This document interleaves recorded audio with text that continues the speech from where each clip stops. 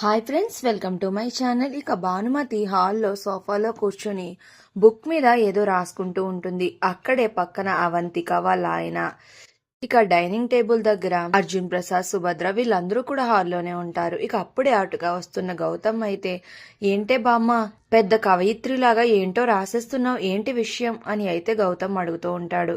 ఇక అప్పుడే అహల్య కూడా వచ్చి అక్కడ నుంచుంటుంది. ఇక అప్పుడు అవంతిక ఇలా అంటూ ఉంటుంది, ఏం రాస్తుందా, ఇప్పటి వరకు తన మునిమనుడి కోసం నీ పెళ్ళానికి సేవలు చేసింది, అది సరిపోలేదంట. అందుకని తన మనవడికి ఏం పేరు పెట్టాలా అని ఇప్పటి నుంచే పేర్లన్నీ వెతుకుతూ ఆవిడ గారికి నచ్చిన పేర్లని ఆ పుస్తకంలో రాసుకుంటుంది అని అవంతిక వెటకారంగా అంటూ ఉంటుంది. ఇక అప్పుడు గౌతమ్ ఇలా అంటూ ఉంటాడు, దానికింత పని ఎందుకు బామ్మ, ఆల్రెడీ ఒక పేరు అనుకున్నాను, ఆ పేరు పెడితే పర్ఫెక్ట్ గా సూపర్ గా ఉంటుంది, నా కొడుక్కి అదే పేరు పెడదాం అనుకుంటున్నాను అని అయితే అంటూ ఉంటాడు గౌతమ్. ఇక భానుమతి, ఏం పేరు పెడదాం అనుకుంటున్నావురా అని అంటుంది.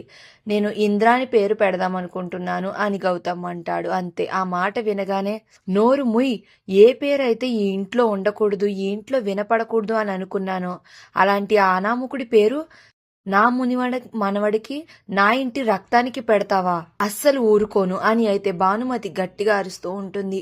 ఆ మాటలకి అర్జున్ ప్రసాద్, సుభద్ర చాలా బాధపడుతూ ఉంటే గౌతమ్ సైలెంట్ గా ఉండిపోతాడు. ఇక అప్పుడు అక్కడికి అహల్య వచ్చి, ఎందుకండి అంతలా కోప్పడతారు, నాకు పుట్టబోయే బిడ్డకి ఇంద్ర అనే పేరు సరిగ్గా సరిపోతుంది, ఆ పేరే పెడదామండి, ఇది నా అభిప్రాయం అని అహల్య అంటూ ఉంటే, నీకేమీ తెలియదు, నోరు ముయ్, ఇదే మొదలు చివరిసారి చెప్తున్నాను, ఇంకొకసారి ఆ అనామకుడి పేరు ఇంట్లో ఎవరైనా ఎత్తారంటే అస్సలు ఊరుకోను అని భానుమతి అరుస్తూ అందరికీ గట్టిగా వార్నింగ్ ఇస్తూ ఉంటుంది. మరి పేరు పెడితేనే అసలు ఊరుకోనన్న భానుమతి మరి ఇంద్ర కొడుకే అహల్య కడుపులో ఉన్నాడు అంటే మరి ఏం చేస్తుందో.